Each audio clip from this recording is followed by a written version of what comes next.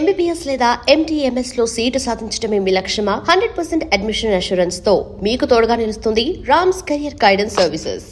మంచిగా లాభాలు తీసుకొచ్చి డిస్ట్రిబ్యూటర్లు అందరూ హ్యాపీగా అవుతున్న రీసెంట్ మూవీ లేదు. అయితే అంత హ్యాపీ మూమెంట్లో కూడా నాగార్జున గారు ఒక బాధను వ్యక్తం చేశారు. తెలుగు సినిమాలు ఈ మధ్యకాలంలో అనుకున్న డేట్స్కి రిలీజ్ చేయలేకపోతున్నాము. అంటే ఇది నేను ఎవరి మీద విమర్శ చేయట్లేదు, నాతో సహా నేను చెప్తుంది. నా సినిమానే నేను టైంకి రిలీజ్ చేసుకోలేకపోయాను.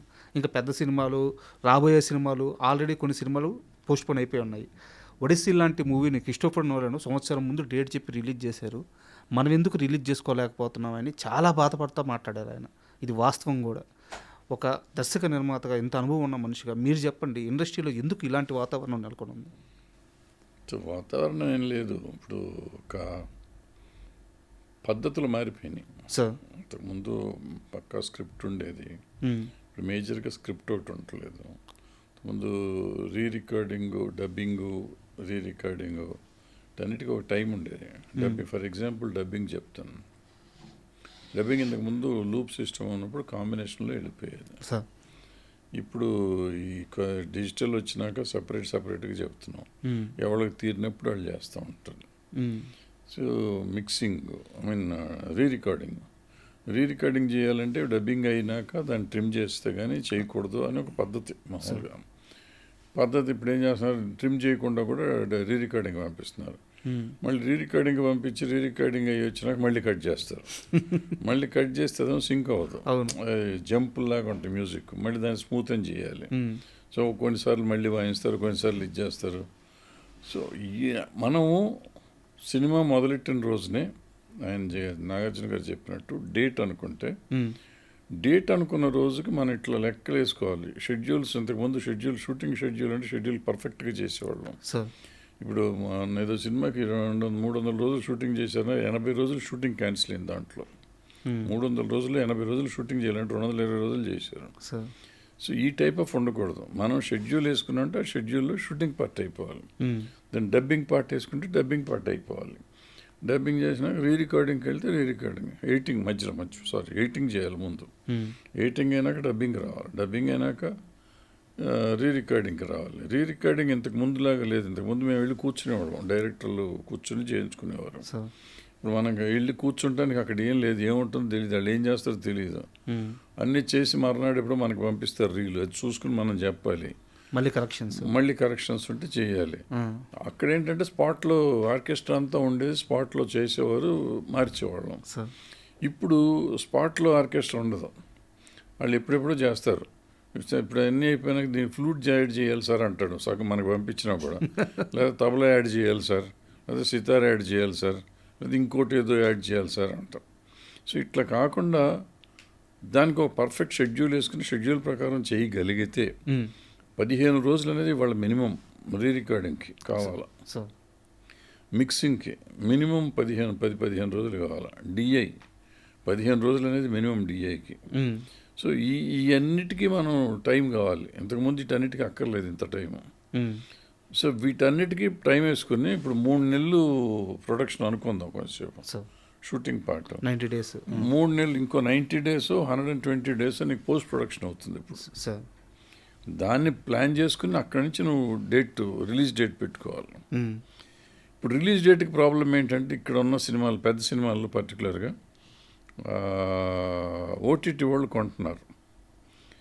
ఓటీటీ వాళ్ళు రిలీజ్కి వాళ్ళ రిలీజ్ షెడ్యూల్ చేసుకోవాలి. వాళ్ళు మంత్కో సినిమా ఏదో రిలీజ్ పెట్టుకుంటారు. సో వాళ్ళ రిలీజ్ డేట్కి 4 వీక్స్ గ్యాప్ కావాలి, 4 వీక్స్ 6 వీక్స్ గ్యాప్ కావాలి. ఆ 6 వీక్స్ షెడ్యూల్ చేసి వీళ్ళకి ముందు డేట్ ఇస్తారు. ఆ డేట్కి వీళ్ళు చేయగలమా చేయలేమా, ఆ పరిగెత్తడం అయిపోతుంది. పరిగెత్తక్కర్లేదు. ఒక్కోసారి పరిగెత్తాల్సి వస్తుంది, ఒక్కోసారి మెల్లిగా చేయాల్సి వస్తుంది టైంని బట్టి. ఫర్ ఎగ్జాంపుల్ నేను జనవరిలో చేశాను అనుకుందాం, సినిమా స్టార్ట్ చేశాను. నాకు నవంబర్లో వాళ్ళు రిలీజ్ చేసుకుంటా ఉన్నారు అంటే సెప్టెంబర్లో, అక్టోబర్లో నేను సినిమా రిలీజ్ చేసుకోవచ్చు. ఇప్పుడు 3 నెలలే సినిమా తీద్దాం అనుకున్నా, 10 నెలలు ఆగాలి. సో నేను మెల్లిగా ఆడతా పాడతా చేసేసరికి సెప్టెంబర్కి వచ్చేసరికి స్పీడ్ పెరుగుతుంది. స్పీడ్ పెరిగితే అక్టోబర్కి అందకపోతుంది. అయితే ఇక్కడ నాకు చిన్న డౌట్ సార్. యాక్చువల్గా తెలుగు సినిమా బడ్జెట్లు ఇంత లేనప్పుడు, ఇంత డబ్బు లేనప్పుడు మీలాంటి మేకర్స్ చాలామంది కూడా 40 రోజుల్లో 30 రోజుల్లో 50 రోజుల్లో సినిమాలు కంప్లీట్ చేసేవాళ్ళు, మొత్తం everything cinema A to Z complete చేసి రిలీజ్ చేసేవాళ్ళు. ఈ రోజున తెలుగు సినిమా బడ్జెట్ 100 కోట్లు ఉంది. అంటే నేను పేరు ప్రస్తావిస్తుంది అర్థం అవడానికి మాత్రమే, ఇక్కడ తప్పుల్ని పట్టడం లేదు. ఇప్పుడు నానిగారి ప్యారడైజ్ సినిమా ఉంది, ఆ సినిమాకి బడ్జెట్ ప్రాబ్లం లేదు, స్టార్ కాస్ట్ ప్రాబ్లం లేదు.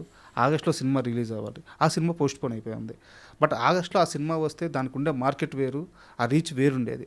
సో ఇలా చాలా సినిమాలు రిలీజ్ డేటు చెప్పిన టైంకి రాకపోవడం వల్ల మంచి మార్కెట్ కూడా కోల్పోతున్నాయి. క్వాలిటీ తర్వాత సంగతి. ఇంత ఫెసిలిటీ ఉన్న ఈ రోజుల్లో కూడా ఎందుకు కావట్లేదు అనేది నా ప్రాబ్లం. మీరు చెప్పినట్టు షెడ్యూల్ వేసుకుంటే అది ప్లానింగే కదా. ఇప్పుడు ఒక మేనేజర్ ఉంటారు, లేదా ప్రొడక్షన్ కంట్రోలర్ ఉంటారు, అదంతా ప్లానింగే కదా. ఎందుకు జరగట్లేదు అనేది. ఒక మేనేజర్ కాదు, మేనేజర్ అనేవాళ్ళు వేరు. ఇప్పుడు EP, AP, DP, DOP, production executive, production manager, production chief, 10 మంది ఉంటారు దానికి సంబంధించిన వాళ్ళు. ఎల్పి, పిల్పి అన్నీ కలిపి. సో వాళ్ళంతా 10 మంది 12 మంది ఉంటారు. అట్లా అది కాకుండా ప్రొడక్షన్ డిజైనర్ ఒక ఆయన ఉంటారు సెపరేట్గా మళ్ళీ. ఓకే, ఇంతమంది ఉంటారు. బట్ ఏమవుతుందంటే అదే ఇందాక చెప్పినట్టు స్క్రిప్ట్ పర్ఫెక్ట్గా ఉండకపోవటం ఏదో ఇష్యూ, లేదా అనుకున్న షెడ్యూల్ కాకపోవటం, లేకపోతే సినిమా తీసినాక వాళ్ళకి ఇది కాదు నేను ఇంకో రకంగా చేయాలి, ఏదో అనుకున్నాను ఏదో వచ్చింది అనుకోవటం, రీషూట్కి వెళ్ళటం, సో ఇట్లా రకరకాల సమస్యలు ఉంటాయి. ఏ సమస్య అనేది మనకు తెలియదు లేట్ అయ్యే సినిమాలకి. ఇది కాకుండా పోస్ట్ ప్రొడక్షన్ బాగా లేట్ అవుతుంది. వీళ్ళు అనుకున్నట్టు 3 నెలల్లో చేద్దాం అంటే, నాగార్జున గారు చెప్పినట్టు 15 రోజుల ముందు నాకు కాపీ వస్తే బాగుంటుంది, బ్రహ్మాండంగా ఉంటుంది. ఏ సినిమాకైనా, ఏ ప్రొడ్యూసర్కైనా 15 రోజుల ముందు. ఇప్పుడు ఏ రోజు 15 గంటల ముందు కూడా ఇవ్వలేకపోతున్నారు. కరెక్ట్ సార్, ఇదే ఆయన బాధపడింది. సో 15 గంటల ముందు అంటే సినిమా చూసుకోకుండా మనం రిలీజ్ చేస్తున్నాం. రిలీజ్ అయినాక మనం బాధపడితే లాభమే ఉంది. రిలీజ్కి ముందే మన సినిమా 1 నెల ముందు వస్తే చూసుకుంటాం, చిన్న చిన్న రిపేర్లు చేసుకుంటానికి వీలుగా ఉంటుంది. నా లెక్కలో ఇప్పుడు ఒడిస్సీగా ఫారిన్ కంట్రీస్ కానీ ఎక్కడైనా కానీ ఒక 6 months ముందే కాపీ తెచ్చేస్తారు వాళ్ళు. మనం 6 months ముందు సినిమా కూడా మొదలెట్టాం.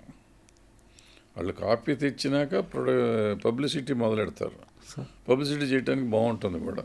మనం కాపీ తేకుండానే పబ్లిసిటీ మొదలెట్టి దానికి మ్యూజిక్ వేసి అది వేసి ఇది వేసి ట్రైలర్లు చేసి ఏదో చేస్తూ ఉంటాం.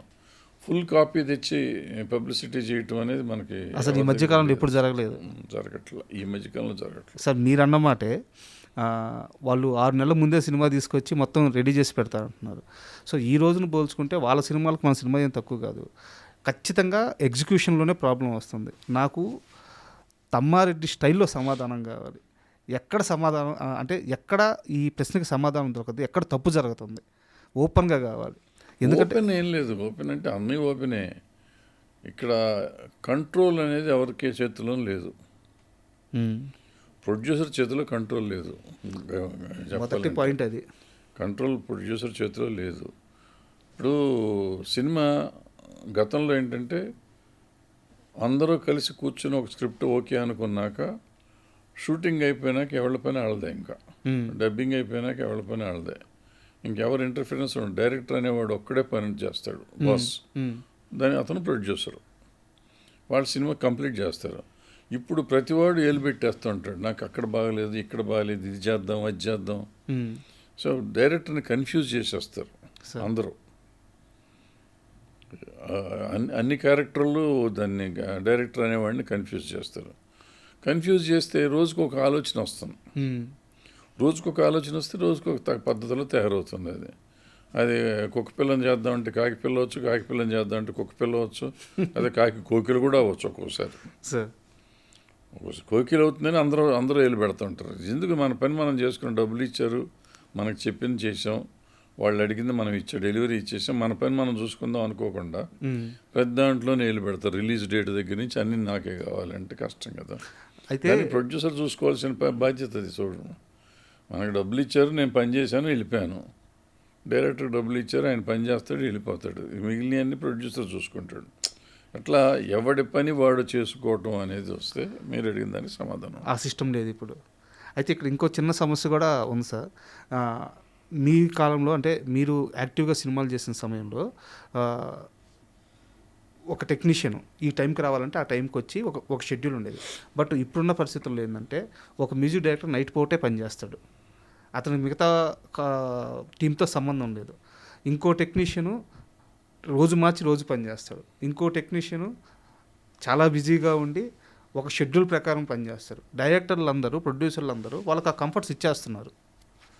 సో 100 కోట్ల రూపాయలు బడ్జెట్ పెట్టినప్పుడు ముఖ్యంగా హీరోలు